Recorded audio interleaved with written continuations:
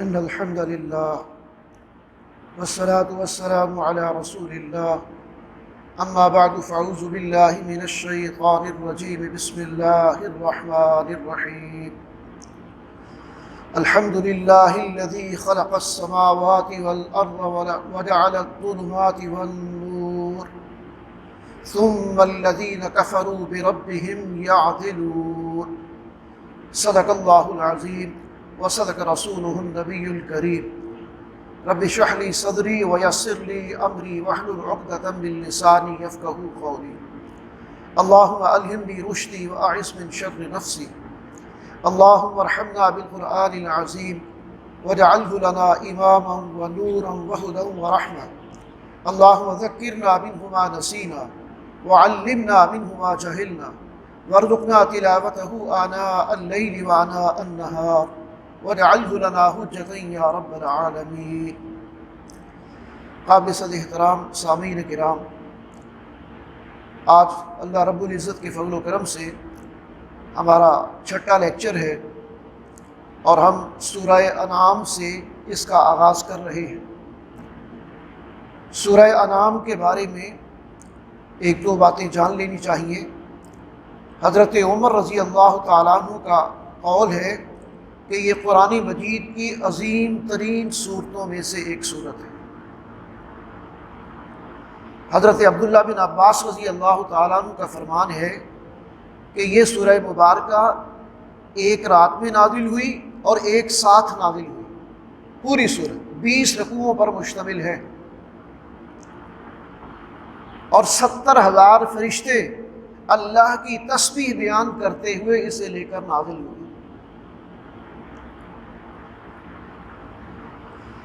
اور اس سورہ مبارکہ کے اندر توحید کا مضمون ہے جو مختلف پیرائی میں بیان کیا گیا،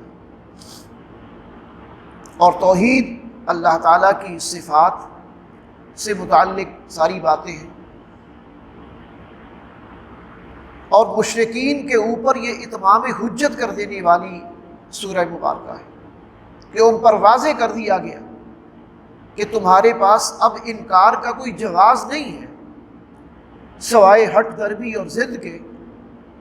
حق واضح ہو چکا، بات وہ سمجھ چکے ہیں کہ جو محمد رسول اللہ صلی اللہ علیہ وسلم کہتے ہیں یہ حق ہے، یہی صحیح ہے، لیکن اس کے باوجود اب وہ ہٹ دربی پر، وہ ضد پر اڑے ہوئے ہیں، تو ایسے لوگوں کو پھر اللہ ہدایت نصیب نہیں کرتا۔ ہدایت تو انہیں ملتی ہے نا جن کے اندر کچھ طلب بھی ہوتی ہے اور جو اللہ سے مانگتے ہیں، اور اس کا ذکر میں کئی دفعہ کر چکا ہوں کہ اللہ کے نزدیک سب سے زیادہ قیمتی چیز ہدایت ہے، اور وہ بن مانگے نہیں ملتی۔ وہ طلب صادق کے ساتھ اللہ سے مانگی جائے تو اللہ عطا کرتا ہے۔ باقی ہر چیز اللہ ہر انسان کو جو بھی دنیا میں پیدا ہوا ہے، وہ خدا کا بھی منکر ہے تو، وہ رسالت کا منکر ہے تو، وہ کسی بھی دین اور مذہب کا ماننے والا ہے تو، اللہ جو بھی دنیا سے متعلق چیزیں ہیں وہ سب ان کو دیتا ہے۔ اولاد بھی دیتا ہے، نعمتیں بھی دیتا ہے، ترقیاں بھی دیتا ہے، خوشحالیاں بھی دیتا ہے، اس کا حساب کتاب وہ آخرت میں کرے گا۔ لیکن ہدایت اتنی قیمتی چیز ہے کہ یہ بغیر طلب صادق کے یہ نہیں ملتی، تو اللہ سے ہدایت خلوص و اخلاص کے ساتھ مانگنی چاہیے۔ پہلے رکوع میں مشرکین مکہ کو آگاہ کر دیا گیا ہے کہ وہ حق کو جھٹلا چکے ہیں، حق ان پر واضح ہو چکا ہے، لہذا اب ان پر اللہ کی طرف سے عذاب آ کر رہے۔ اب ایسا نہیں ہے، ایک تو یہ ہے کہ کسی کو بات نہ سمجھ آئی ہو، ایک یہ ہے کہ سمجھانے والے نے کوئی کمی چھوڑ دی ہو، لیکن جب سمجھانے والے نے کوئی کمی نہیں چھوڑی اور حق کو واضح کرنے میں کسی اعتبار سے کوئی اس کے اندر جو ہے وہ کمی نہیں ہے، حق واضح ہو چکا ہے، اور وہ اپنی نجی محفلوں کے اندر اس بات کا اقرار کرتے ہیں کہ محمد صلی اللہ علیہ وسلم جو ہے وہ جو بھی کہتے ہیں وہ حق ہے۔ اب پھر انکار تو پھر اللہ کے عذاب کو دعوت دینے والی بات ہے نا، تو اللہ کا عذاب ان پر آ کر رہے گا۔ ان کا یہ اعتراض تھا جو وہ مانتے نہیں تھے۔ اعتراض کیا تھا؟ اللہ نے کسی فرشتے کو رسول بنا کر کیوں نہیں بھیجا؟ اگر اللہ کسی فرشتے کو رسول بنا کر بھیجتے تو پھر ہم مان لیتے ہیں۔ گویا کہ انسان ہونے کے ناطے انسان مانا اور نبوت کا انکار کر دیا۔ آپ صلی اللہ علیہ وسلم کے بارے میں وہ جانتے تھے کہ محمد ہم جیسے ایک انسان ہیں، ہماری طرح زندگی گزارتے ہیں، شادیاں کی ہیں، گھر گرہستی کی زندگی ہے، باقی خوشی غمی ہے، یہ سارے مسائل ہیں، تو یہ ہم جیسے انسان ہیں، ہم انہیں کیسے اللہ کا نبی مان لیں؟ کوئی فرشتہ کیوں نہیں بنا کر اللہ نے ہمارے لیے رسول بھیجا؟ ان کو جواب دیا جا رہا ہے پہلے ہی رکوع میں کہ اگر انسان اللہ تعالیٰ دنیا میں کسی نبی کو بھیجتا فرشتوں میں سے تو اسے بھی انسان بنا کر ہی بھیجتا۔ کیوں؟ اس لیے کہ بسنے والے انسان ہیں، جن کی طرف بھیجا جانا ہے وہ انسان ہے، تو انسان ہی انسانوں کے لیے رول ماڈل ہو سکتا ہے، فرشتہ انسانوں کے لیے رول ماڈل نہیں ہو سکتا۔ وَمَا أَرْسَلْنَا مِن قَبْلِكَ إِلَّا رِجَالًا نُوحِي إِلَيْهِمْ، آپ سے پہلے بھی جتنے نبی رسول ہم نے دنیا میں بھیجے وہ سارے انسان ہی تھے۔ انسان کے لیے رول ماڈل کون ہو سکتا ہے؟ ایک انسان ہو سکتا ہے۔ فرشتہ جس کو نہ بھوک لگے نہ پیاس لگے، تو اسے کیا پتا کہ خوراک کے مسائل کیا ہیں، گھر کی ضروریات کیا ہیں؟ جو شادی کرے نہ بچے ہوں، اسے کیا معلوم کہ بیوی کے نخرے کیا ہیں اور بچوں کی ضروریات کیا ہیں؟ کیسے وہ ہمارے لیے رول ماڈل ہو سکتا ہے؟ اور اسی طرح جنات، وہ بھی ایک غیر مرئی مخلوق ہے، نہ نظر آنے والی، وہ ہمارے لیے رول ماڈل کیسے ہو سکتے ہیں؟ تو انسانوں کے لیے رول ماڈل تو انسان ہی ہو سکتا ہے نا، جو زندگی گزار کے دکھائے کہ دیکھو بچپن اس طرح گزارنا ہے، لڑکپن اس طرح گزارنا ہے، جوانی اس طرح گزارنی ہے، شادی کرنی ہے تو اس کا طریقہ یہ ہے، اور پھر شادی کر کے نبھانا ہے تو اس کا طریقہ یہ ہے۔ امہات المومنین سے پوچھ کے دیکھو کہ محمد رسول اللہ صلی اللہ علیہ وسلم کیسے شوہر تھے، اور محمد رسول اللہ صلی اللہ علیہ وسلم کی بیٹیوں سے پوچھ کے دیکھو کہ محمد جو ہے وہ باپ کیسے تھے، اور حضرت ابو بکر اور عمر سے پوچھ کے دیکھو کہ داماد کیسے تھے، اور عثمان اور علی سے پوچھ کے دیکھو کہ سسر کیسے تھے۔ رول ماڈل تو تبھی ہے نا جب یہ رشتے سارے جو ہیں وہ پریکٹیکلی موجود ہوں، اور آپ ان سب کو فیس کر رہے ہیں اور ان میں سے گزر رہے ہیں، جو بھی ان کی نزاکتیں ہیں ان رشتوں کی ان پر پورا اتر رہے ہیں۔ آپ کا ہمسایوں کے ساتھ کیسا معاملہ ہے، آپ کا عام انسانوں کے ساتھ کیسا معاملہ ہے، آپ کا غیر مسلموں کے ساتھ کیسا معاملہ ہے، آپ پوری انسانیت کے لیے رحمت بنا کر بھیجے گئے ہیں، تو آپ رول ماڈل ہیں۔ رول ماڈل انسان ہی انسانوں کے لیے ہو سکتا ہے، کوئی فرشتہ رول ماڈل نہیں ہو سکتا، جسے نہ بھوک لگے نہ پیاس لگے، نہ جس کی شادی ہو نہ جس کے بیوی بچے ہوں۔ تو قرآن مجید میں دوسرے مقام پر جو کہا گیا کہ لقد کان لکم فی رسول اللہ اسوۃ حسنہ، تمہارے لیے رسول اللہ صلی اللہ علیہ وسلم کی زندگی بہترین نمونہ ہے۔ آپ صلی اللہ علیہ وسلم نے انسانی سطح پر زندگی گزاری، ہاں آپ کا روحانی مقام، آپ کا نورانی مقام اتنا ہے کہ عبادت خدا بزرگ ہو، یہ قصہ مختصر، اس مقام کو کوئی عام انسان پہنچ ہی نہیں سکتا۔ لیکن یہ نہیں ہے، مشرکین مکہ جو انکار کر رہے تھے آپ کی نبوت و رسالت کا، وہ اس بنیاد پر کہ آپ ایک انسان ہیں۔ اگر اللہ نے ہماری طرف کسی نبی کو بھیجنا تھا تو وہ کسی فرشتے کو رسول بنا کر بھیجتے، تو ان کو جواب یہ دیا گیا ہے کہ دنیا میں بسنے والے، زمین پر بسنے والے وہ سارے انسان ہیں، اور انسانوں کی ہدایت کے لیے انسان ہی رول ماڈل ہو سکتا ہے۔ دوسرا رکوع جو ہے اس میں پہلے تو ایک انداز ہے نصیحت کا یا غور و فکر کی دعوت کا۔ قرآن مجید غور و فکر کے ذریعے سے ایمان لانے کی دعوت دیتا ہے۔ بڑی خوبصورت آیت ہے، قُلْ سِیرُوا فِی الْأَرْضِ ثُمَّ انظُرُوا کَیْفَ کَانَ عَاقِبَةُ الْمُکَذِّبِینَ۔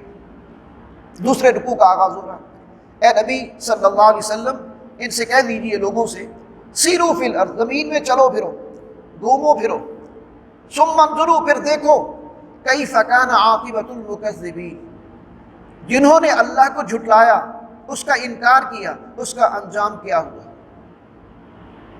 یہ جو کھنڈرات ہمیں نظر آتے ہیں یہاں کچھ لوگ آباد تھے، یہ جو تہذیبیں نظر آتی ہیں وہ انسانی تہذیبیں تھیں۔ یہ انڈس ویلی سویلائزیشن دنیا کی قدیم ترین تہذیبوں میں سے ایک تہذیب ہے۔ یہ موہنجو دڑو کے اندر جو ان کے اثرات پائے جاتے ہیں، یہ جو ٹیکسلا اور ہڑپا کے اندر ان کے جو ہے وہ آثار پائے جاتے ہیں، یہ سارے انہی کے نشانات ہیں۔ مٹے نامیوں کے نشان کیسے کیسے، صرف نشانات باقی ہیں، اور پتہ چلتا ہے کہ اس دور کی وہ عظیم ترین تہذیبیں تھیں۔ آج بھی ان کی تعمیرات کو دیکھو، ان کی گلی اور محلے کو دیکھو، اس کے نشانات ملتے ہیں۔ لیکن جن لوگوں نے اللہ کا اللہ کے رسولوں کا اور رسولوں کی تعلیمات کا انکار کیا، وہ نشان عبرت بنا دیے گئے۔ ان کھنڈرات کو دیکھو عبرت کے لیے۔ نبی اکرم صلی اللہ علیہ وسلم جب شام کی طرف جاتے ہوئے سدوم اور عمورہ کی بستیوں کے اوپر سے گزرتے تھے جہاں قوم لوط آباد تھی، ان پر اللہ کا عذاب آیا تھا، آپ لوگوں کو کہتے تھے جلدی سے یہاں سے گزرو، یہ ٹھہر کر دیکھنے کی جگہ نہیں ہے، ان بستیوں پر اللہ کا عذاب آیا۔ تو قرآن مجید غور و فکر کی دعوت دیتا ہے کہ دیکھو پہلے وہ لوگ بڑی طاقتور قومیں تھیں، بڑی عظیم تہذیبیں تھیں، اتنے بڑے طاقتور لوگ تھے کہ خدائی کے دعوے دار، فرعون خدائی کا دعوے دار تھا نا، نمرود خدائی کا دعوے دار تھا نا، آج ان کا کوئی نام لیتا ہے، ان کو کوئی جانتا ہے؟ یہ تو صرف قرآن مجید میں ان کا ذکر مذمت کے انداز میں آتا ہے تو اس لیے ان کا نام جو ہے وہ سامنے آ جاتا ہے، ورنہ کتنے بڑے بڑے طاقتور لوگ دنیا کے اندر آئے اور چلے گئے، ان کے نشانات باقی نہیں رہے۔ تو یہ عبرت کے لیے ہوتا ہے، اللہ کو ماننے والے ان کا نام ہمیشہ کے لیے زندہ رہتا ہے، اور وہ آخرت میں بھی اللہ تعالیٰ کی طرف سے جزا کے اور جنت کے حقدار ہوں گے۔ پھر آگے فرمایا کہ بڑی خوبصورت اگلی آیت ہے، کل من ما فی السماوات والارض، ان سے ذرا پوچھو جو بھی اللہ کا انکار کر رہے ہیں، یہ زمین اور آسمان کو کس نے پیدا کیا؟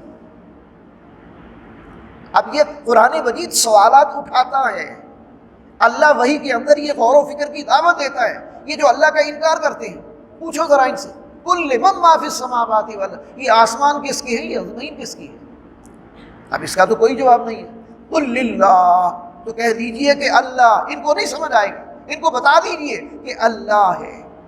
فرعون نے خدائی کا دعویٰ کیا لیکن یہ دعویٰ نہیں کیا کہ اس نے کسی چیز کو پیدا کیا، نمرود نے خدائی کا دعویٰ کیا لیکن یہ دعویٰ نہیں کیا کہ اس نے کسی چیز کو پیدا کیا، ایک مکھی اور مچھر کے پیدا کرنے کا بھی دعویٰ نہیں۔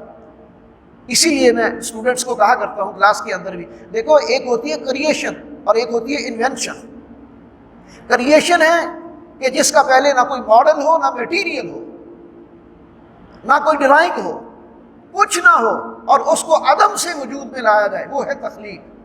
انوینشنز کیا ہے؟ انوینشنز یہ ہیں کہ ایک چیز موجود ہے، اس سے آپ نے غور و فکر کر کے مختلف چیزیں بنا لی۔ مثلا درخت موجود ہے، آپ نے درخت سے سینکڑوں قسم کی چیزیں اپنی ضرورت کی بنا لی، یہ ریحل قرآن مجید کے لیے بنا لی، یہ ٹیبل بنا لیا، چیئر بنا لی، یہ ممبر بنا لیا، دروازے بنا لیے، کھڑکیاں بنا لی۔ درخت کو کس نے پیدا کیا؟ درخت کا پیدا کرنے والا کون ہے؟ وہ خالق ہے، وہ اس کی تخلیق ہے، لیکن آگے اس پر انسان اپنی ضرورت کے مطابق غور و فکر کر کے جو چیز ایجاد کرتا ہے اسے ہم کہتے ہیں inventions. Necessity is the mother of invention, ضرورت ایجاد کی ماں ہے۔ انسان کو ضرورت پڑی، پہلے فرنیچر بڑا سادہ ہوتا تھا، پہلے بیڈ بڑے سادہ ہوتے تھے، ایسے ہی وہ سیدھی لکڑیاں پکڑ کے ان کو جو ہے وہ ایک دوسرے کے ساتھ جوڑ دیا تو چارپائی بن گئی۔ اب ماڈرن بیڈ آ گئے لیکن ہے تو لکڑی کے نا، لکڑی کو کس نے پیدا کیا؟ تو کوئی جواب نہیں ان کے پاس۔ لہذا یہ غور و فکر کی دعوت ہے کہ اپنے خالق کو پہچانو، اپنے مالک کو پہچانو، اور پھر یہ کہ اللہ کی سنت ہے، اللہ کا طریقہ ہے، اللہ فوراً نہیں پکڑتا، اللہ مہلت دیتا ہے۔ اور اس حوالے سے بھی یہاں بہت پیاری بات لکھی گئی، کتب علی نفسہ الرحمہ، فوری نہ پکڑنے کی اصل وجہ یہ ہے کہ اللہ نے لکھ لیا ہے اپنے اوپر اپنی رحمت کو، اللہ نے لکھ لیا، کتبہ لکھ لیا، علی نفسی اپنے اوپر، رحمہ اپنی رحمت، یعنی اللہ کی رحمت کا پلہ جو ہے وہ بھاری رہتا ہے بندوں کے حق میں، انسانوں کے حق میں، مخلوقات کے حق میں۔ ایک حدیث ہے بخاری شریف کی، حضرت ابو ہریرہ رضی اللہ تعالیٰ عنہ راوی ہیں، وہ فرماتے ہیں کہ ان اللہ تعالیٰ، بے شک اللہ تعالیٰ نے کتب کتابا، ایک تحریر لکھی، قبل ان یخلق الخلق، مخلوق کو پیدا کرنے سے پہلے ایک تخلیق لکھی، وہ تحریر لکھی۔ کیا لکھا؟ ان رحمتی سبقت علی غضبی، ان رحمتی سبقت علی غضبی، میری رحمت میرے غصے پر غالب رہے گی۔ فہو مکتوب عندہ فوق العرش، اور یہ بات اللہ کے عرش پر لکھی ہوئی ہے، یہ بات اللہ کے عرش پر لکھی ہوئی ہے کہ میری رحمت میرے غصے پر غالب رہے گی۔ یہ اللہ کی رحمت ہے کہ وہ ہمیں فوراً نہیں پکڑتا، حالانکہ اسے حق حاصل ہے، وہ ہمارا مالک ہے، ہمارا خالق ہے، ہمارا رازق ہے، زندگی موت نفع نقصان ہر چیز اس کے اختیار میں ہے، ہم اتنی نافرمانیاں کرتے ہیں۔ انسانوں کا معاملہ دیکھ لیں، اداروں کا معاملہ دیکھ لیں، آپ کسی انسان کے حوالے سے کوئی کوتاہی کرتے ہیں وہ فوراً پکڑ کرتا ہے، کسی ادارے کے حوالے سے ڈسپلن کی خلاف ورزی کرتے ہیں وہ فوراً ایکشن لیتا ہے، لیکن وہ رحمان و رحیم ہے۔ ان رحمتی سبقت علی غضبی، میری رحمت میرے غصے پر غالب رہی، لہذا وہ فوراً نہیں پکڑتا۔ تو اس حوالے سے یہ مہلت ہے، اس کو غنیمت جانو۔ باقی یہ کہ اس کا اختیار مطلق ہے، اس کی اتھارٹی ایبسولوٹ ہے۔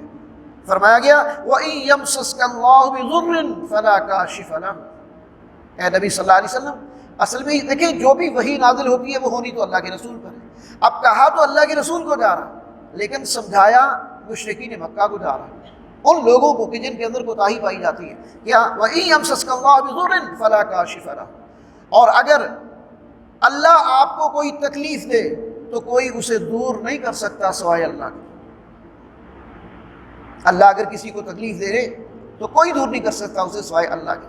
وَإِن يَمْسَسْكَ بِخَيْرٍ فَهُوَ عَلَىٰ كُلِّ شَيْءٍ قَدِيرٌ، اور اگر اللہ کسی کے ساتھ بھلائی کرے، کسی کو خیر پہنچائے، بھلائی پہنچائے، تو اس کو ہر بات پہ قدرت حاصل ہے، وہ کر سکتا ہے ایسا، اس کے راستے میں کوئی رکاوٹ نہیں، وہ کسی کے ساتھ بھلائی کرنا چاہے۔ تو یہ اللہ تعالیٰ کی خاص مہربانی ہے کہ وہ فوراً نہیں پکڑتا، وہ مہلت دیتا ہے، لہٰذا اس کو غنیمت جاننا چاہیے۔ باقی یہ کہ دیکھیں جتنی محبت ہمیں اللہ کے رسول صلی اللہ علیہ وسلم کے ساتھ ہے، اس کی مثال پچھلی امتوں کی نہیں ملتی۔ محمد الرسول اللہ صلی اللہ علیہ وسلم کے امتی سب سے بڑھ کر اپنے نبی کے ساتھ محبت کرنے والے، بے عمل بھی ہوں گے تو جان دینے کے لیے تیار ہو جائیں گے، بے عمل بھی ہوں گے تو جان دینے کے لیے تیار ہو جائیں گے۔ لیکن اس میں بھی کہا گیا ہے کہ محبت میں غلو اس انداز میں نہ ہو جائے کہ آپ نبی کے اندر اللہ کی صفات کو مانیں اور جو ہے وہ شرک کے مرتکب ہو جائیں۔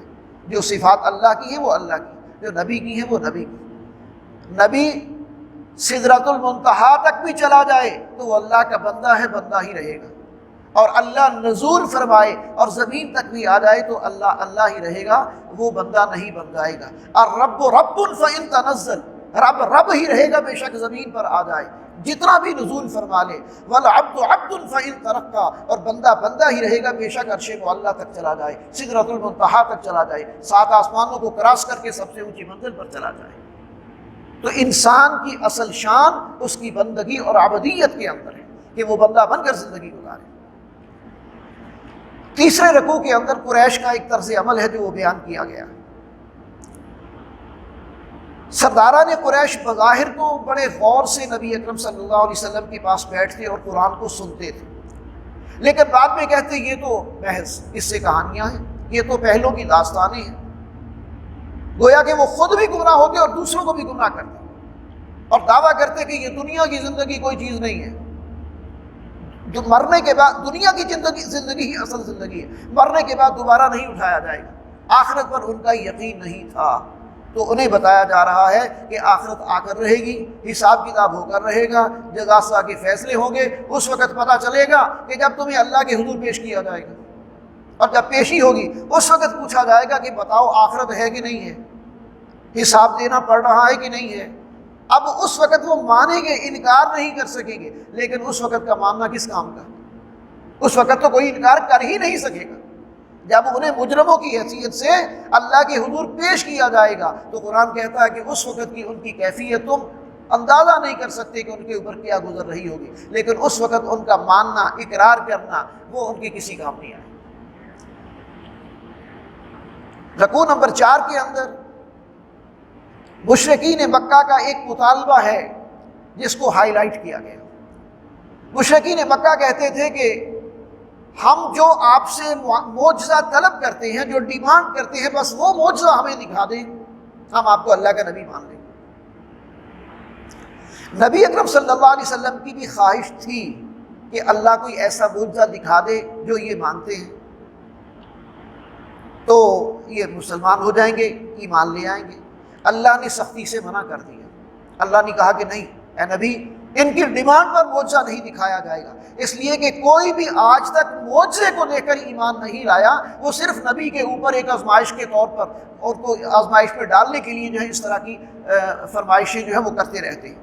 اور پھر یہ کہ معجزہ جو ہوتا ہے نا، منہ مانگا معجزہ، یہ میں نے کل بھی بتایا تھا، منہ مانگا معجزہ اگر اللہ کسی قوم کو دکھا دے اور پھر وہ قوم ایمان نہ لائے تو پھر اللہ کی طرف سے اس پر عذاب آتا ہے، پھر اس کی مہلت ختم ہو جاتی ہے، پھر اس کو کوئی اور موقع نہیں دیا جاتا، یہ گویا کہ آخری حد ہوتی ہے۔ تو معجزہ نہ دکھانا بھی ان کے حق میں رحمت ہے، منہ مانگا معجزہ، منہ مانگا معجزہ نہ دکھانا یہ بھی ان کے حق میں رحمت ہے، اس لیے کہ اگر معجزہ دکھا دیا گیا منہ مانگا تو پھر مہلت ختم ہو جائے گی، مہلت ختم ہوگی تو سب کے سب عذاب کے اندر گر جائیں گے۔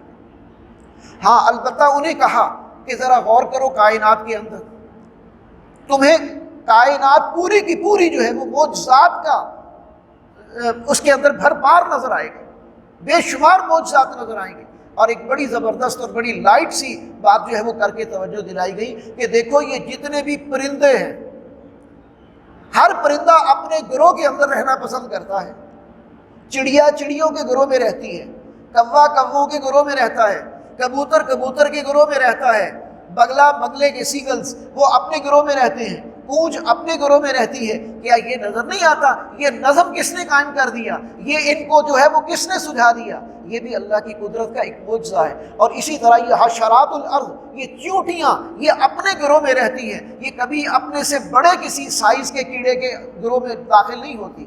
اور اسی طرح جنگل کے جانور اپنے اپنے گروہ میں، ہاتھی ہاتھیوں کے گروہ میں رہتا ہے، شیر شیروں کے گروہ میں رہتا ہے، اسی طرح انسان انسانوں کے گروہ میں رہتا ہے، جانوروں میں نہیں رہنا پسند کرتا۔ تو یہ جو مختلف نوع کی چیزیں ہیں یعنی اللہ کی مخلوقات ہیں، ہر مخلوق اپنی نوع کے ساتھ، اپنی جنس کے ساتھ رہنا پسند کرتی ہے۔ اس کی فطرت میں یہ بات کس نے ڈالی؟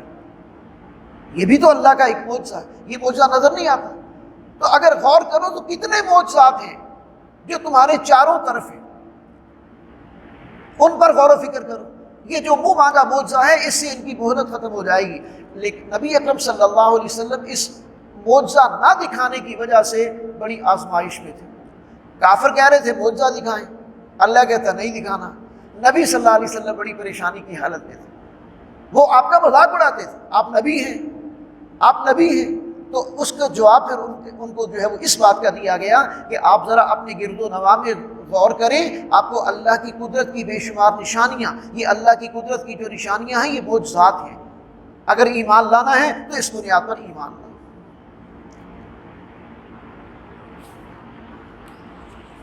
رکوع نمبر 5 میں اللہ کی ایک سنت بیان کی گئی کہ اس نے جب بھی کسی قوم میں رسول بھیجا تو قوم پر ساتھ ہی کوئی نہ کوئی آفت اور کوئی نہ کوئی آزمائش جو ہے وہ لازمی بھیجی۔ رسول کس لیے آتے ہیں؟ ہدایت اور رہنمائی کے لیے، گائیڈنس کے لیے۔ جب کسی قوم کے اندر بگاڑ حد سے زیادہ بڑھ جاتا رہا تو اللہ تعالیٰ کسی نہ کسی رسول کو اس کے اندر مبعوث فرماتے رہے، لیکن بساتھ ہی اللہ نے اپنی سنت بیان کی۔ وَلَقَدْ أَرْسَلْنَا إِلَىٰ أُمَمٍ مِّن قَبْلِكَ فَأَخَذْنَاهُمْ بِالْبَأْسَاءِ وَالضَّرَّاءِ لَعَلَّهُمْ يَتَضَرَّعُونَ۔ وَلَقَدْ أَرْسَلْنَا، تحقیق ہم نے بھیجا، من إِلَىٰ أُمَمٍ مِّن قَبْلِكَ، پہلی امتوں کی طرف بھی آپ سے پہلے رسولوں کو بھیجا ہدایت کے لیے، رہنمائی کے لیے، لیکن جب لوگ متوجہ نہیں ہوئے، لوگوں نے رسولوں کی بات پر کان نہیں دھرا، پھر کیا ہوا؟ فَأَخَذْنَاهُمْ، پھر ہم نے انہیں پکڑا، بِالْبَأْسَاءِ وَالضَّرَّاءِ، تنگی اور تکلیف میں، لَعَلَّهُمْ يَتَضَرَّعُونَ، تاکہ وہ گڑ گڑا کر اللہ کی طرف رجوع کریں اور ان کی تعلیمات پر دھیان دیں۔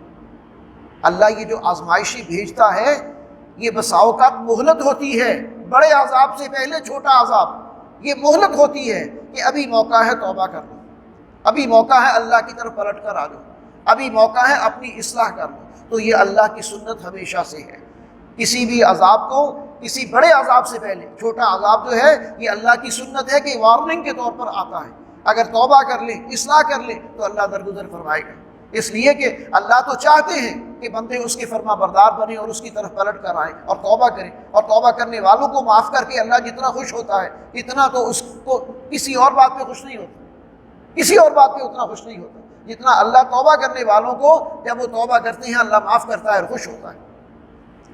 پھر اس کے بعد نبی اکرم صلی اللہ علیہ وسلم کے حوالے سے اسی رکوع کے اندر بتایا گیا کہ آپ نے لوگوں کو کلیئر کٹ بتایا تھا کہ دیکھو میں نے یہ کبھی دعویٰ نہیں کیا کہ میرے پاس اللہ کے خزانے ہیں غیب کے، میں نے یہ بھی نہیں کہا کہ مجھے غیب کا علم ہے، میں نے یہ بھی کبھی نہیں کہا کہ میں فرشتہ ہوں، میں نے تو یہ دعویٰ کیا کہ میں اللہ کا نبی ہوں اور میری طرف اللہ کی طرف سے وحی آتی ہے، اور جو وحی مجھ پر آتی ہے میں خود بھی اس پر عمل کرتا ہوں اور اسی پیغام کو دوسروں تک پہنچاتا ہوں، لہذا میرا یہ دعویٰ ہے۔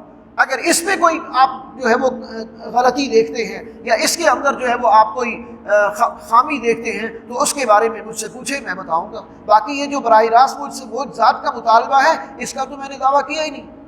دیکھیں نا، کسی آدمی سے ڈیمانڈ وہ کیا جائے جو وہ کلیم کرتا ہوں، جب نبی نے یہ کہا ہی نہیں کہ میں معجزات دکھاتا ہوں، غیب کے خزانے میرے پاس ہیں، میں غیب کا علم جانتا ہوں، میں فرشتہ ہوں، جب نبی نے ایسا کوئی دعویٰ کیا ہی نہیں۔ انہوں نے کہا میں اللہ کا نبی ہوں، رسول ہوں، اللہ کی طرف سے مجھ پر وحی آتی ہے اور جو وحی نازل ہوتی ہے میں وہ تم تک پہنچاتا ہوں اور میں خود بھی اس پر عمل کرنے کا پابند ہوں اور اسی کی دعوت تمہیں دے رہا ہوں۔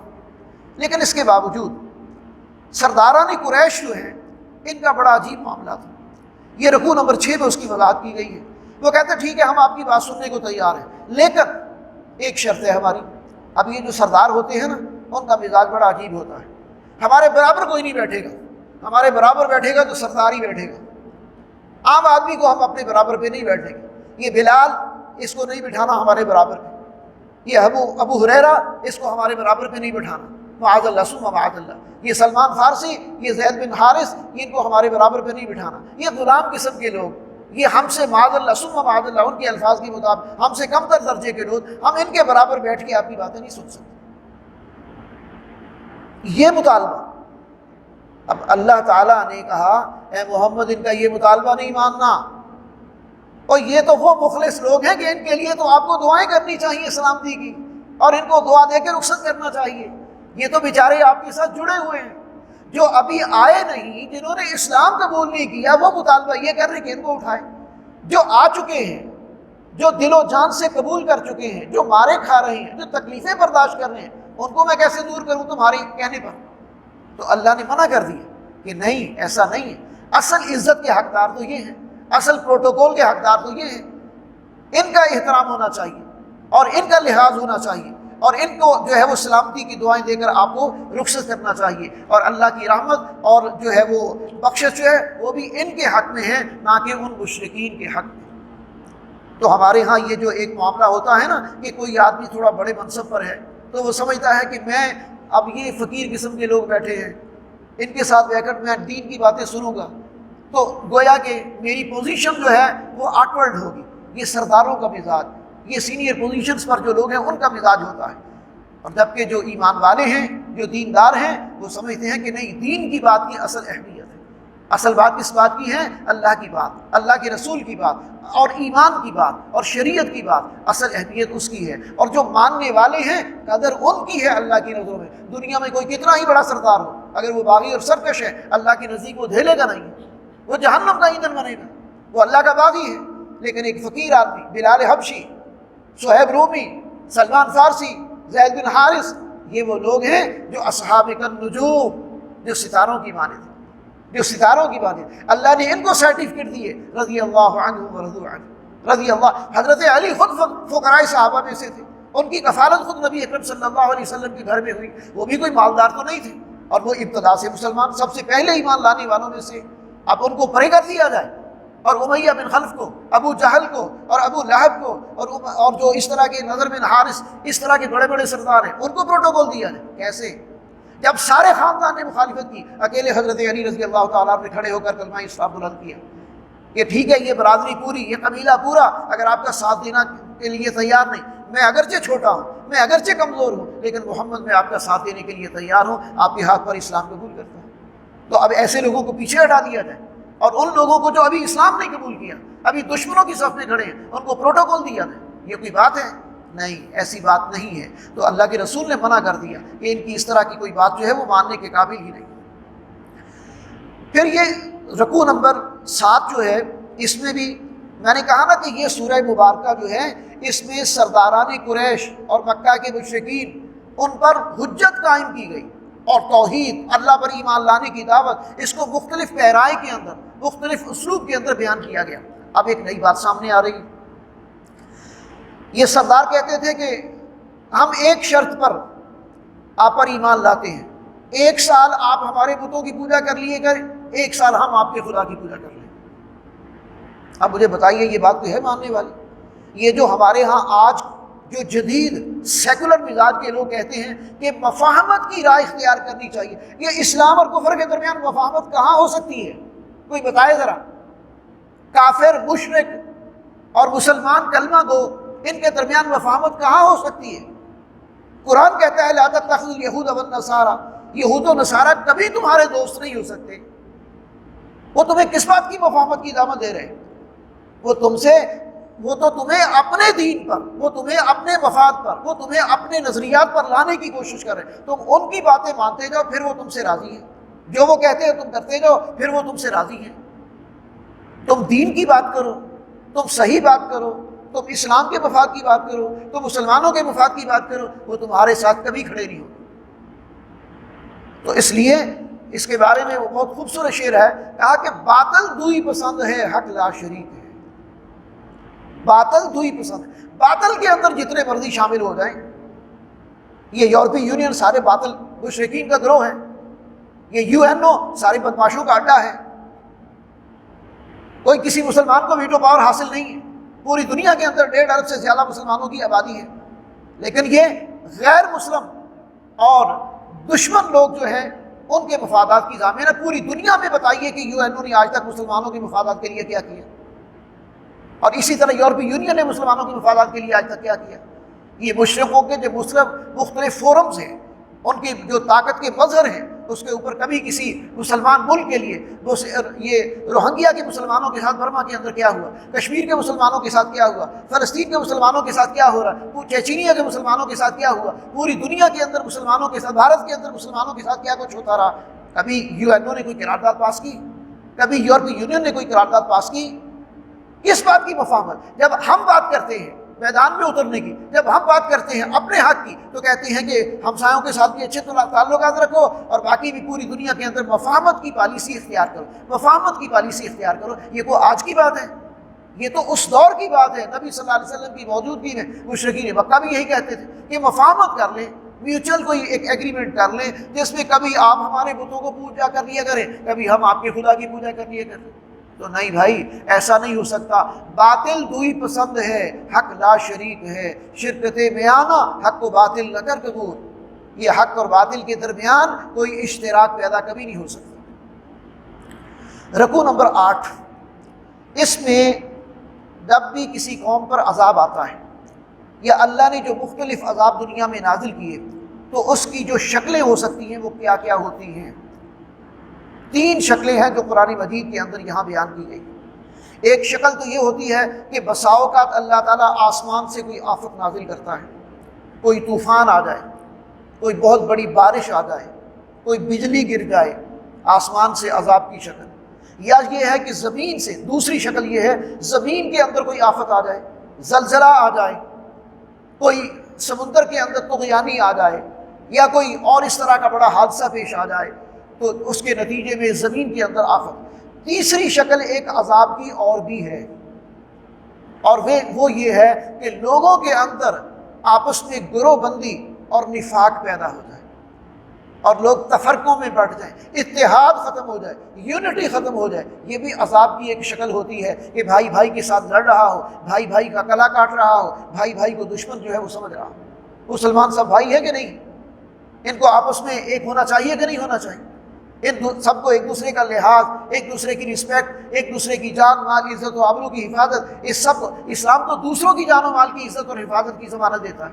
ہم آپس میں ایک دوسرے کے دشمن بنے پھرتے ہیں، تو یہ بھی ایک عذاب کی شکل ہوتی ہے۔ اور حضرات اگر غور کریں تو حقیقت یہ ہے کہ اس وقت امت مسلمہ کسی نہ کسی شکل میں ان تینوں قسم کے عذابوں سے گزر رہی ہے۔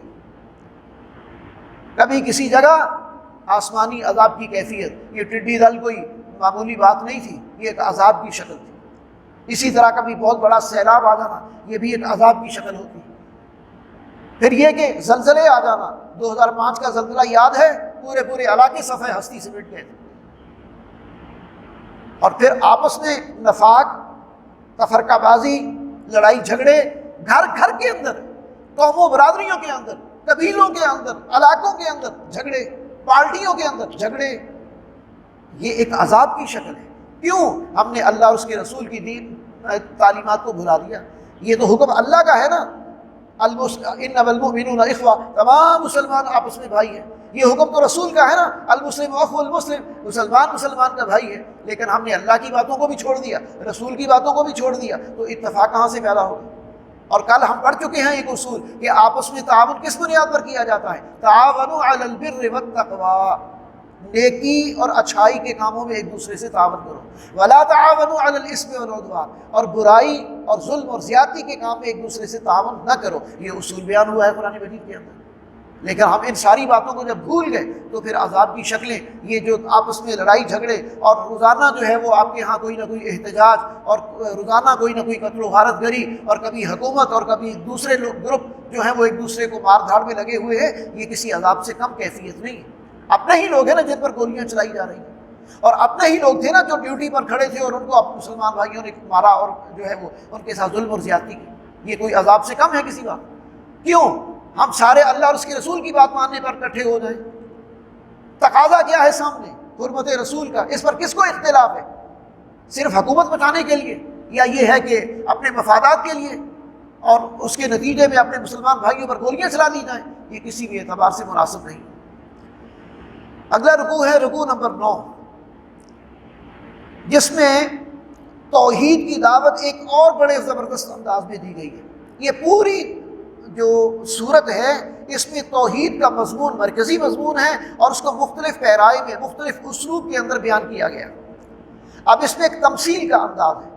تمثیل ہوتی ہے بچوں کو سمجھانے کے لیے، یا اس کو کوئی تدبیر اختیار کی جاتی ہے۔ بسا اوقات کلاس کے اندر بھی استاد جو مثالیں دیتے ہیں تو ایسے لوگوں کے لیے کہ جو ڈائریکٹ کسی بات کو نہیں سمجھتے، ان کو مثال دے کے سمجھایا جاتا ہے۔ اب حضرت ابراہیم علیہ السلام نے مختلف سوالات اٹھائے۔ ابراہیم علیہ السلام کس دور میں تھے؟ نمرود کے دور میں۔ نمرود مشرک، ابراہیم علیہ السلام کے والد وہ بھی مشرک، پورا خاندان مشرک، پوری قوم مشرک، اور بتوں کی پوجا کرنے والے، بت بنا کے رکھنے والے، بتوں کی تجارت کرنے والے، ہر قسم کا شرک، معاشرتی سطح پر بھی شرک، سیاسی سطح پر بھی شرک، مذہبی سطح پر بھی شرک، شرک ہی شرک تھا۔ اب ایسے ماحول میں توحید کی دعوت کیسے دی جا سکتی ہے؟ اب جو ستاروں کو پوجنے والے تھے ان کے سامنے حضرت ابراہیم علیہ السلام نے کہا، کیا یہ ستارہ میرا رب ہو سکتا ہے؟ یہ سوال ہے۔ اب جب کچھ دیر کے بعد ستارہ غروب ہو گیا تو کہا دیکھو جو غروب ہو جائے وہ رب نہیں ہو سکتا، ہے نا بات؟ جو ڈوب گیا خود وہ رب کیسے ہو سکتا ہے؟ اچھا پھر یہ چاند یہ رب ہو سکتا ہے؟ یہ قرآن میں یہ چاند یہ رب ہو سکتا ہے؟ چاند کو ماننے والے لوگ موجود تھے، اس پہ غور و فکر کیا، لوگوں کو کہا سوچو غور کرو، آہستہ آہستہ چاند ختم ہو گیا۔ بھئی چاند بھی ڈوب گیا، یہ بھی رب نہیں ہو سکتا۔ اچھا چلو سورج کو ماننے والوں کو اکٹھا کیا، یا ان کے سامنے یہ سوال رکھا کہ دیکھو تم سورج کی پوجا کرتے ہو، چلو اس پہ غور کرو، کیا یہ ٹھیک ہے بہت طاقتور ہے، یہ اس کی روشنی بڑی ہے، اس کے اندر گرمی بڑی ہے، شدت بڑی ہے، یہ ساری باتیں اپنی جگہ پر، کیا یہ رب ہو سکتا ہے؟ لیکن دیکھا کہ یہ بھی بالآخر غروب ہو گیا، تو پھر کیا؟ انی وجہت وجہی للذی فطر السماوات والارض حنیفا وما انا من المشرکین، اعلان کر دیا کہ دیکھو میں تو اس کو رب مانتا ہوں، میں ان سب کا انکار کرتا ہوں، میں ستاروں کا بھی انکار کرتا ہوں، میں چاند کا بھی انکار کرتا ہوں، اور میں اس کا جو ہے وہ سورج کا بھی انکار کرتا ہوں۔ اور ایک جگہ پر آگے آئے گا جا کے انہوں نے اپنے والد سے کہا تھا کہ ابا جان یہ جن کو آپ اپنے ہاتھ سے بنا کے رکھتے ہیں یہ بھلا خدا ہو سکتے ہیں؟ یہ بھلا خدا ہو سکتے؟ یہ سمجھانے کا انداز کہ جن کو آپ خود ہاتھ سے بناتے ہو، حفاظت بھی ان کی خود کرتے ہو، ان کو اندر اٹھا کے رکھنا باہر اٹھا کے رکھنا یہ بھی خود کرتے ہو، وہ خدا کیسے ہو سکتے؟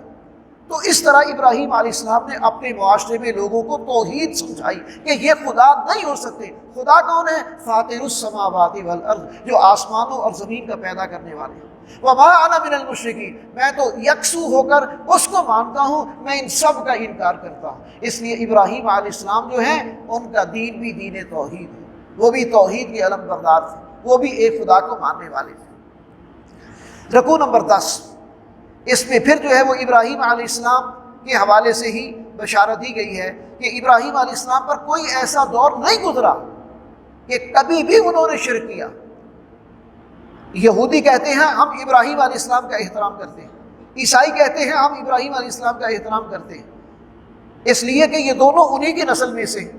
یہود بنو اسحاق میں سے ہیں، اور جو باقی ہیں اہل عرب وہ بنو اسماعیل میں سے ہیں، اور یہ دونوں حضرت ابراہیم علیہ السلام کی اولاد میں سے ہیں۔ دونوں ابراہیم علیہ السلام کے بیٹے تھے نا، حضرت اسحاق اور حضرت اسماعیل، تو بنو اسرائیل سارے کے سارے بنو اسحاق ہیں۔ اور پھر محمد رسول اللہ صلی اللہ علیہ وسلم کی بعثت ہوئی ہے ان میں بنو اسماعیل کے اندر، اہل عرب کے اندر۔ تو یہاں بتایا گیا کہ محمد ابراہیم علیہ السلام جو ہے وہ کبھی بھی مشرک نہیں رہے، کسی بھی دور میں انہوں نے شرک نہیں کیا۔ یہ صرف انہوں نے لوگوں کو سمجھانے کے لیے ایک تمثیل پیش کی تھی اور ایک انداز اختیار کیا تھا تاکہ لوگوں کو توحید سمجھ آ جائے، لوگ یہ نہ سمجھے کہ انہوں نے کہا کہ یہ میرا رب ہے، یہ میرا رب ہے، تو گویا کہ وہ شرک کرتے تھے۔ نہیں، ایسی بات نہیں۔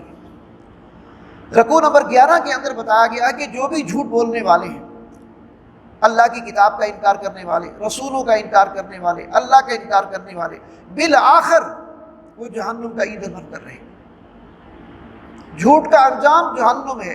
الصدق ینجی والکذب یہلک، سچ نجات دلاتا ہے، جھوٹ ہلاک کر دیتا ہے۔ جھوٹا کبھی کامیاب نہیں ہوتا، اور جو اللہ کے نبیوں کو جاننے اور پہچاننے کے بعد انکار کر دے، ان سے بڑا جھوٹا کون ہو سکتا ہے؟ اور جھوٹے کو ایک جھوٹ بول کے 100 جھوٹ اور بھی بولنا پڑتے ہیں، اور سچا آدمی جو ایک بات کہی ہے وہ جہاں کہی ہے ہر وقت وہی کہے گا اور ہر جگہ سچ بولے گا، اس کو کوئی ندامت اور کوئی شرمندگی نہ دنیا میں نہ آخرت میں۔ تو دنیا اور آخرت کی کامیابی سچ پر عمل کرنے میں، سچ کی پیروی کرنے میں، سچ کو ماننے میں۔ رکوع نمبر 12 میں اللہ تعالیٰ کی بے شمار نعمتوں کا ذکر ہے، بہت ساری نعمتیں۔ دیکھیں اگر ہم غور و فکر کریں، قرآن مجید میں ایک جگہ ہے وَإِن تَعُدُّوا نِعْمَةَ اللَّهِ لَا تُحْصُوهَا، اگر تم اللہ کی نعمتوں کو گننا چاہو نا تو گن نہیں سکتے کہ اللہ کی کتنی نعمتیں۔ صبح سے لے کر شام تک ذرا خود حساب لگا لو، ہم کتنی نعمتوں سے فائدہ اٹھاتے ہیں۔ خود ہمارے جسم کے اندر ایک ایک چیز اللہ کی نعمت ہے۔ آنکھ اللہ کی نعمت ہے کہ نہیں ہے؟ جن کے پاس آنکھ نہیں، کوئی پیدائش کے وقت اندھا پیدا ہو گیا، اس سے پوچھ کے دیکھو، یا جس کی بینائی چلی گئی اس سے پوچھ کے دیکھو کہ آنکھ کتنی بڑی نعمت ہے۔ جس کے کان بہرے ہو گئے اس سے پوچھ کے دیکھو کہ کان کتنی بڑی نعمت ہے۔ جس کی زبان گنگی ہو گئی اس سے پوچھ کے دیکھو کہ قوت گویائی کتنی بڑی نعمت ہے۔ اسی طرح کتنی طرح کی نعمتیں ہیں جو کھاتے ہو، کتنی طرح کے پھل ہیں جو کھاتے ہو، اسی طرح کتنی طرح کے رشتے ہیں جو اللہ نے تمہیں اولاد دی، تو اولاد نعمت ہے کہ نہیں ہے؟ بہن بھائی دیے تو وہ نعمت ہے کہ نہیں ہے؟ والدین دیے تو وہ نعمت ہے کہ نہیں ہے؟ کتنے ہیں جن کو اولاد نہیں، وہ اولاد کے لیے ترستے ہیں۔ کتنے ہیں کسی کی بہن نہیں، وہ بہن کے لیے ترستے ہیں۔ کتنے ہیں جن کا کوئی بیٹا نہیں، وہ بیٹے کے لیے ترستے ہیں۔ بھائی نہیں، وہ بہنیں بھائیوں کے لیے ترستی ہیں۔ کتنی قسم کی نعمتیں ہیں تمہارے گرد و نواح میں۔ اسی طرح اللہ تعالیٰ زمین میں سے تم بیج ڈالتے ہو، اللہ اس بیج کو پھاڑ کے، گٹھلی کو پھاڑ کے اس میں سے ایک پودا برآمد کرتا ہے، پھر وہ پودا تناور درخت بنتا ہے، پھر اس کو پھول اور پتے آتے ہیں، پھر اس کو پھل آتا ہے۔ یہ سب کچھ کون پیدا کرتا ہے؟ انسان کے بس میں کیا ہے؟ انسان تو صرف بیج ڈال دیتا ہے، صرف گٹھلی ڈال دیتا ہے، اس کے بعد تو اس کا کام ختم۔ آگے سب کچھ اس کو کون ہے جو گرو کرتا ہے، کون ہے جو نرش کرتا ہے، کون ہے جو اس کو بڑھاتا ہے اور پروموٹ کرتا ہے؟ وہ اللہ ہی تو ہے۔ تو اللہ تعالیٰ کی بے شمار، میں نے پہلے بھی ذکر کیا تھا کہ دیکھیں یہ ہم خلاصہ مضامین بیان کر رہے ہیں، اس میں صرف پوائنٹس کی طرف نشاندہی کہ اس رکوع میں یہ ہے، اس میں یہ ہے، اس میں ڈیٹیل میں ہم جا ہی نہیں سکتے، ہمارے پاس لیمیٹڈ ٹائم ہوتا ہے۔ تو بہرحال اللہ تعالیٰ کی بے شمار نعمتیں ہیں، انہی میں سے سورج بھی اللہ کی نعمت ہے، چاند بھی اللہ کی نعمت ہے۔ اگر سورج نہ نکلے، فصلیں نہ پکیں، پھل تیار نہ ہوں، بیماریاں ختم نہ ہوں، اور جناب زندگی دو بھر ہو جائے۔ ایک حدیث قرآن مجید میں ہے، اگر اللہ مستقل طور پر دن کر دے، رات نہ آئے، تو کون ہے جو رات لے کر آئے گا؟ رات بھی اپنی جگہ پر ضروری، دن بھی اپنی جگہ پر ضروری، سورج بھی اپنی جگہ پر ضروری، چاند بھی اپنی جگہ پر ضروری۔ ایک ایک چیز اللہ کی نعمت ہے، تو بے شمار نعمتوں کا ذکر ہے اللہ کی۔ 13ویں رکوع کے اندر ایک عام ہدایت ہے۔ عام ہدایت یہ ہے کہ دیکھیں، مسلمان ہے یا غیر مسلم، ان کے اندر نیچرل ہے کہ آپس میں کچھ نہ کچھ دشمنیاں، ناراضگیاں ہوں گی، کیونکہ ایک پیج پر نہیں۔ مسلمان ایک خدا کو مانتے ہیں، غیر مسلم بے شمار خداؤں کو مانتے ہیں، ان کے اندر بہت سارے خداؤں کا تصور ہے۔ لہذا اسلام نے ایک اصولی بات کی ہے۔ اللہ کہتے ہیں وَلَا تَسُبُّوا الَّذِينَ يَدْعُونَ مِن دُونِ اللَّهِ فَيَسُبُّوا اللَّهَ عَدْوًا بِغَيْرِ عِلْمٍ۔ دیکھو تم ان کے بتوں کو بھی برا بھلا نہ کہو جن کو وہ خدا بنائے ہوئے، وہ تو خدا سمجھ کے پوچھتے ہیں، ان کو گالی نہ دو، ان کا برا بھلا نہ کہو، ان کو ایجوکیٹ کرو، انہیں ویسے سمجھانے کی کوشش کرو، ورنہ ہوگا کیا؟ جب تم ان کے بتوں کو برا بھلا کہو گے تو وہ تمہارے خدا کو برا بھلا کہیں گے، وہ تمہارے خدا کے برا بھلا کہیں گے۔ اسی طرح نبی اکرم صلی اللہ علیہ وسلم نے ایک حدیث میں بڑے خوبصورت انداز میں سمجھایا۔ آپ نے فرمایا کہ بڑا بدبخت ہے وہ آدمی جو اپنے ماں باپ کو گالی دے۔ صحابہ نے کہا اللہ کے رسول ایسا بھی کوئی شخص ہو سکتا ہے جو اپنے ماں باپ کو گالی دے؟ آپ نے فرمایا ہاں، جب تم کسی کے ماں باپ کو گالی دو گے تو وہ پلٹ کر تمہارے ماں باپ کو گالی دے گا کہ نہیں دے گا؟ تو اپنے ماں باپ کو گالی دینے کا انتظام کس نے کیا؟ تم نے کیا نا۔ اسی طرح جب تم کسی وقت حق کے غلبے کے تحت یا دین اسلام کے اوپر عمل کرتے ہوئے جوش میں آ کر کبھی کسی کی عبادت گاہ کو پامال کرو یا کبھی کسی کی عبادت گاہ کی بے حرمتی کرو یا اس کے اندر رکھی ہوئی کوئی چیزیں ان کی جو بھی مقدسات ہیں ان کی بے حرمتی کرو، تو ظاہر ہے کہ وہ بھی موقع پا کر پھر جو ہے وہ کریں گے کہ نہیں کریں گے۔ تو اس لیے یہ اصول بتا دیا گیا کہ تم دوسروں کی جو بھی مقدسات ہیں ان کا احترام کرو، اور دوسروں پر لازم ہے۔ ہم اسی لیے کہتے ہیں ہمارا دین تو دوسروں کی مقدسات، بلکہ انبیاء اور رسل کا معاملہ یہ ہے کہ ہم تو تمام نبیوں اور رسولوں کا احترام کرتے ہیں۔ یہ غیر مسلموں نے مذاق بنا رکھا ہے، جب چاہیں وہ اللہ کے نبی کی شان میں گستاخی کر دیں، جب چاہیں وہ قرآن کی توہین کر دیں، جب چاہیں وہ دین کے اسلامی شعار کا وہ مذاق اڑائیں۔ یہ آزادی نہیں ہے، یہ مسلمانوں کے لیے ایک جو ہے وہ پنچ ہے جو وہ لگاتے ہیں، ایک تماچا ہے جو مسلمانوں کے منہ پر مارتے ہیں کہ ہم طاقتور ہیں تم کمزور ہو، ہم جو چاہیں کریں، تمہارے اندر جرأت ہے تو کر کے دکھاؤ، اور ہم لوگ اس کے خلاف آواز بھی نہیں اٹھا سکتے۔ یہ پاکستان کے اندر سب کانٹیننٹ میں تھوڑی بہت آواز اٹھتی ہے، ورنہ پورے عرب کنٹریز آخر وہ بھی تو مسلمان ہیں نا، سارے دبے ہوئے اور چپ رہتے ہیں۔ مفادات کے بندے اتنے ہیں، مفادات کے بندے اتنے ہیں، دین جائے بھاڑ میں، مقدسات جائیں معاذ اللہ ثم معاذ اللہ جو ہے وہ جہاں مرضی، ان کا اپنی طور پر جو ہے اگر یہ OIC کے اندر آواز اٹھائیں، اگر یہ اسلامی ممالک متحد ہو جائیں اور وہ جو ہے وہ جو بھی ورلڈ لیول کے فورمز ہیں ان پر بات کریں، تو کیا وہ بات آ سکتے ہیں کہ نہیں آ سکتے؟ ان کو روکا جا سکتا ہے کہ نہیں جا سکتا؟ ان کے ساتھ کوئی ڈائلاگ کرے تو صحیح، اتنی جرأت ہی نہیں ہے کہ ان کے ساتھ یہ بات کریں۔ بہرحال اسلام نے تو یہ اصول دیا، ہمارا دین تو ہمیں یہ سکھاتا ہے کہ تمہیں ان کا احترام کرنا ہے، وہ نہیں کرتے تو اس پر اللہ کی لعنت جو ہے وہ پڑے گی۔ رکوع نمبر 14 ہے، 8واں پارہ شروع ہو رہا ہے، اور اس میں مشرکین مکہ کے حوالے سے ہی پھر دوبارہ بات ہے کہ اگر مشرکین مکہ پر فرشتوں کا نزول ہو جائے اور مردے ان سے کلام کرنے لگے یا کوئی معجزہ انہیں دکھا دیا جائے، وہ پھر بھی ایمان نہیں لائیں، وہ اتنے ضدی ہیں۔ ہم شروع میں پڑھ کے آئے ہیں سورہ بقرہ کے اندر کہ سواء علیہم اانذرتہم ام لم تنذرہم لا یؤمنون۔ اب یہ اتنے ہٹ دھرم بن چکے ہیں، یہ سمجھ چکے ہیں، اب یہ ضد پر اڑے ہوئے ہیں، لہذا اب یہ اسلام قبول کرنے والے نہیں۔ تو اب جو ہے وہ جو بھی معجزہ ان کو دکھا دیا جائے یہ نہیں مانیں گے، اس لیے کہ شیطان نے ان کو ان کا دین اتنا مزین کر کے، اتنا آراستہ کر کے دکھا دیا ہے کہ یہ اسی پر جم کے بیٹھ گئے۔ اب دیکھیں جو بتوں کی پوجا کرتے ہیں، آخر شیطان ان کے دلوں میں اتنی محبت پیدا کر دیتا ہے کہ وہ ہاتھ سے بنا کے اس کی پوجا شروع کر دیتے ہیں۔ کتنی مت ماری جاتی ہے انسان، کتنا انسان جو ہے وہ مطلب ہے کہ اپنی عقل سے اور سمجھ سے کام نہیں لیتا، ان کے دلوں میں کتنی محبت پیدا ہو جاتی ہے، وہ اس کو خدا کا درجہ، اوتار کا درجہ، دیوتا کا درجہ جو ہے وہ دے دیتے ہیں۔ تو اس لیے کہا گیا کہ یہ مشرکین مکہ اس بات سے تو باز نہیں آئیں گے۔ دوسرا یہ کہ کبھی بھی اکثریت جو ہے وہ ایمان نہیں لاتی، اور اکثریت کوئی معیار بھی نہیں ہے حق کا، اور اس بات کی وضاحت بھی میں کل کر چکا ہوں کہ دیکھو نبیوں پر ایمان لانے والے ہمیشہ تھوڑے تھے، کبھی میجورٹی چینج نہیں ہوتی، ہمیشہ تھوڑے لوگ ہوتے ہیں۔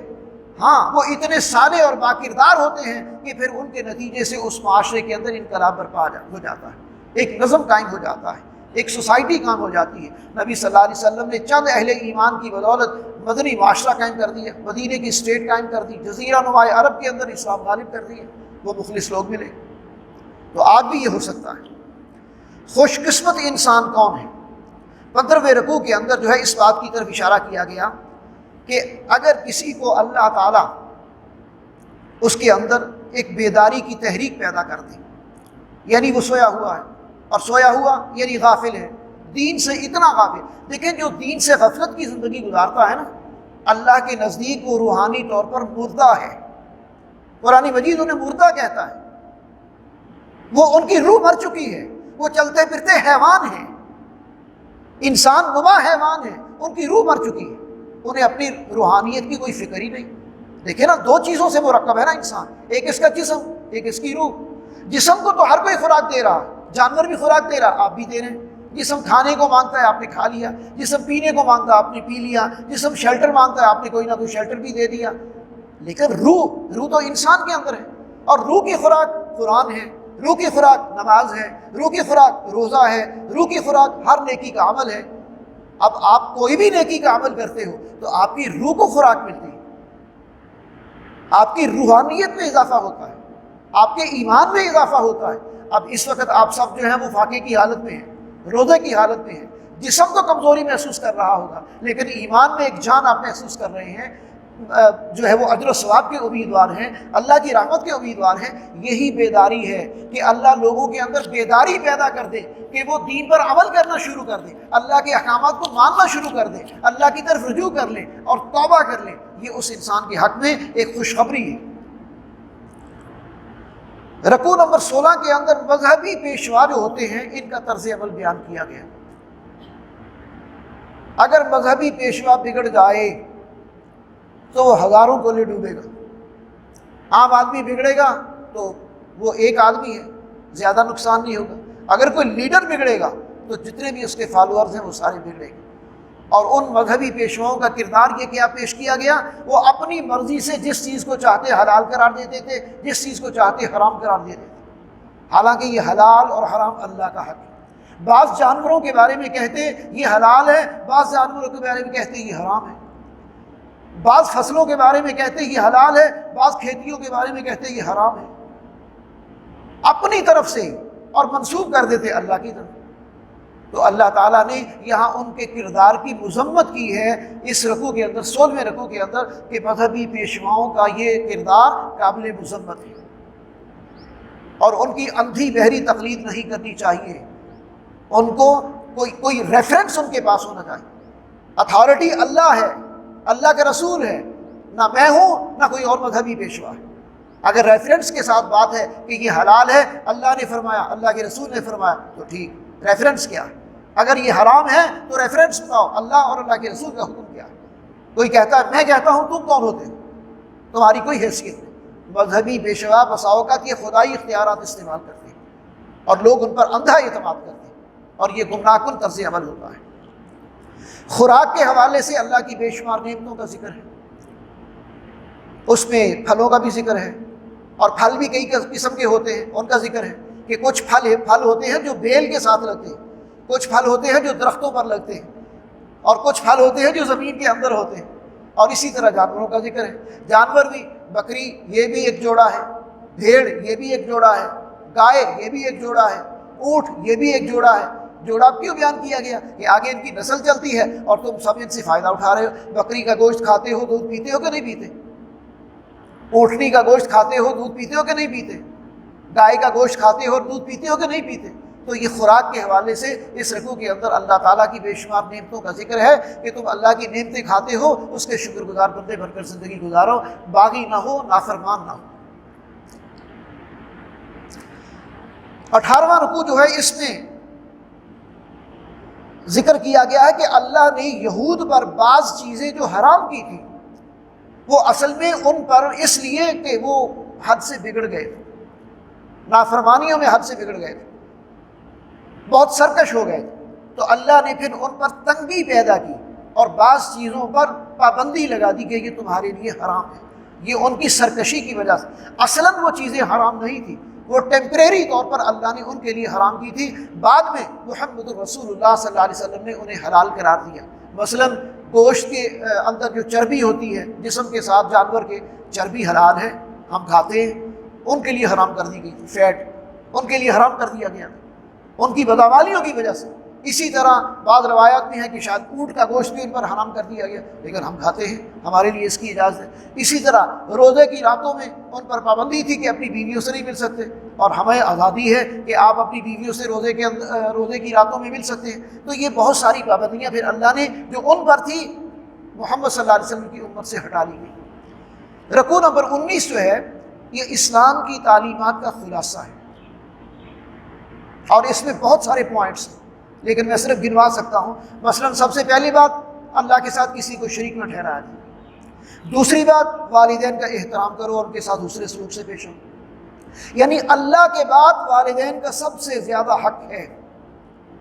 اللہ کی عبادت، اس کی بندگی فرما برداری بغیر شرک کے، اور اس کے بعد والدین کا حق، اللہ کے بعد اللہ کا حق عبادت، والدین کا حق ان کی اطاعت اور فرما برداری اور ان کا احترام اور ان کی خدمت۔ اس پر معاشرہ قائم ہوتا ہے، توحید والا معاشرہ، اللہ کو ماننے والا لوگوں کا معاشرہ، وہ اسی بنیاد پر قائم ہوتا ہے۔ اللہ کو ماننے والے اپنے والدین کا احترام۔ پھر یہ کہ دیکھو، یہ مفلسی کے ڈر سے اولاد کو قتل نہ کرو کہ اگر بچے زیادہ ہوں گے تو کھائیں کہاں گے، کہاں سے کھائیں گے؟ تم ساتھ لے کے آئے تھے، تمہارے ماں باپ نے تو 6 8 بچے پالے، تم 1 2 پر جو ہے وہ کہتے بس کافی ہو گئے، بچے 2 ہی اچھے، بچہ 1 ہی اچھا، اس پر جو ہے وہ بس لائف سٹائل بہتر ہونا چاہیے۔ تمہیں جو لائف سٹائل ملا یہ سارا تم نے خود بنایا، اللہ نے ساری اپرچونیٹیز تمہارے لیے پیدا کی، اللہ نے تمہیں یہ رزق دیا۔ سوچو تمہارے والدین کے پاس کیا یہ سہولتیں تھیں، آج یہ تمہیں مل گئی، تمہیں بہتر رزق مل رہا ہے، تمہیں بہتر اپرچونیٹیز مل رہی ہیں، سب کچھ یہاں تمہیں پیدا ہونے کے بعد ملا ہے، تو ان کو نہیں دے گا جو تمہیں رزق دیتا ہے، ان کو نہیں دے سکتا۔ تو رزق کے دروازے اللہ کے پاس ہیں۔ ظاہری اور پوشیدہ ہر قسم کی بے حیائی سے باز آ جاؤ۔ بے حیائی معاشرے کو تباہ کر دیتی ہے، اخلاقی طور پر انسان تباہ ہو جاتا ہے۔ اور اس کے بعد کسی بھی انسان کو ناحق قتل نہ کرو۔ جس معاشرے میں قتل عام ہو جائے، یعنی سیکیورٹی، جان کی سیکیورٹی نہ ہو، ظاہر ہے کہ معاشرے کا امن برباد ہو جاتا ہے۔ جان ہر کسی کو پیاری ہوتی ہے، لوگ گھروں کے اندر محصور ہو کر رہ جاتے ہیں، اور ایک انسان کا قتل پوری انسانیت کا قتل شمار کیا جاتا ہے۔ اس لیے کہا کسی انسان کو قتل نہ کرو۔ یتیم کے مال کی حفاظت کرو۔ یتیم معاشرے کے اندر کمزور لوگ ہوتے ہیں، کمزور طبقہ ہوتا ہے۔ اگر کوئی بچہ فوت ہو گیا، اس کا والد فوت ہو گیا، بچے چھوٹے ہیں، ان کی لک آفٹر کرنا، ان کی پراپرٹی کی لک آفٹر کرنا، یہ مسلم سوسائٹی کی اور خاص طور پر جو قریبی رشتہ دار ہیں ان کی ذمہ داری ہے۔ ناپ تول کو پورا رکھو، ناپ تول میں کمی آئے گی، ایک دوسرے کا حق مارو گے، ایک دوسرے کا حق مارو گے، فساد پیدا ہوگا، جگہ جگہ لڑائی ہوگی، بھئی کم کیوں تول رہے ہو، پیسے پورے لے رہے ہو، جھگڑا ہوگا کہ نہیں ہوگا؟ ناپ تول پورا رکھو، عدل کی بات کرو، ہر کسی کے ساتھ عدل اور انصاف کرو۔ اعدلوا هو اقرب للتقوی، ہم پہلے بھی پڑھ کے آئے ہیں۔ وعدے پورے کرو، وعدے نہیں پورے کرو گے تو معاشرے میں اعتماد اٹھ جاتا ہے، کوئی کام نہیں چل سکتا۔ یہ کتنی باتیں ہیں جو ایک رکوع کے اندر گنوا دی گئی ہیں، اور آخر میں کہا کہ قرآن مجید کی پیروی کرو، اس کو سمجھ کر اور سمجھ کر پڑھو عمل کرنے کے لیے، اور یہی کتاب ہے جو سیدھا راستہ دکھاتی ہے۔ اب اس کی طرح یہ ایک کوشش ہے، اور اس مختصر وقت میں صرف قرآن مجید کے مختلف مقامات میں سے، یعنی جو بھی سلیبس ہم پڑھتے ہیں، میں اس کے کانٹینٹس ہیں جو آپ کو بتاتا ہوں، اس کے پوائنٹس ہیں، امپارٹنٹ پوائنٹس ہیں جو آپ کو بتاتا ہوں۔ کسی ایک رکوع کو بھی میں ڈیٹیل سے بیان کروں تو 1 گھنٹہ بھی ناکافی ہو جائے گا ہمارے لیے، لیکن پھر بھی یہ ایک قلب پیدا کرنے کے لیے، ایک احساس دلانے کے لیے کہ بچوں قرآن مجید میں یہ سب کچھ ہماری رہنمائی کے لیے، ہماری ہدایت کے لیے۔ اور آخری رکوع اور آخری بات، اور اس میں 2 باتیں بڑی خوبصورت ہیں۔ ایک تو یہ بات ہے من جاء بالحسنۃ فلہ عشر امثالها ومن جاء بالسیئۃ فلا یجزی الا مثلها، یعنی جو نیکی 1 کما کے آئے گا ہم اس کو 10 دیں گے۔ یہ کم سے کم اجر کا وعدہ ہے، کم سے کم 1 کما کے آؤ 10 دیں گے، اور گناہ 1 کرو تو 1 ہی لکھا جائے گا۔ لیکن رمضان کے اندر تو 10 سے شروع ہوتا ہے کام، کہ نیکی 1 کما کے لاؤ، 10 سے لے کے 700 گنا تک اجر دیں گے۔ حدیث سنا چکا ہوں میں آپ کو صبح کی نماز میں کہ 10 سے لے کے 700 گنا تک اللہ کہتا ہے میں اجر دوں گا۔ اب یہ نیکیوں کا فصل بہار ہے، یہ نیکیوں کی لوٹ سیل ہے، بلکہ یوں کہہ لو یہ لاٹ سیل ہے۔ یہ سیزن جو ہے اس میں بھی اگر ہم سست پڑ جائیں، کوتاہی کریں، اب اتنی تعداد جو ہے اس سے دگنی ہو سکتی ہے، زیادہ لوگ بیٹھ سکتے ہیں فائدہ اٹھانے کے لیے، فری ہوتے ہیں، ادھر ادھر بیٹھ کے ٹائم گزارتے ہیں۔ یہ بہترین مصرف ہے وقت کا کہ اللہ کے گھر میں بیٹھ کر اللہ کے دین کی باتیں سنی جائے، اور کچھ نہ کچھ تو عمل کی ترغیب ملے گی نا، کچھ نہ کچھ بات تو سمجھ آئے گی نا کہ قرآن کا میسج کیا ہے۔ پھر آگے پوری زندگی کا احاطہ کرنے والی ایک آیت ہے۔ فرمایا، اللہ فرماتے ہیں ان الصلاتی، اے نبی کہہ دیجیے ان الصلاتی، بے شک میری نماز، و نسکی میری قربانی، و محیای میرا جینا، و مماتی میرا مرنا، للہ رب العالمین اللہ کے لیے ہے جو رب ہے تمام جہانوں کا۔ یہ سب کچھ اللہ ہی کے لیے، میری زندگی کا مقصد تیرے دین کی صرف راضی، میں اسی لیے مسلمان، اسی لیے نمازی۔ اللہ تعالیٰ مجھے بھی اور آپ کو بھی دین کی ان باتوں کو سمجھنے اور عمل کی توفیق عطا فرمائے۔ وآخر دعوانا الحمد للہ رب العالمین۔ جزاکم اللہ خیر۔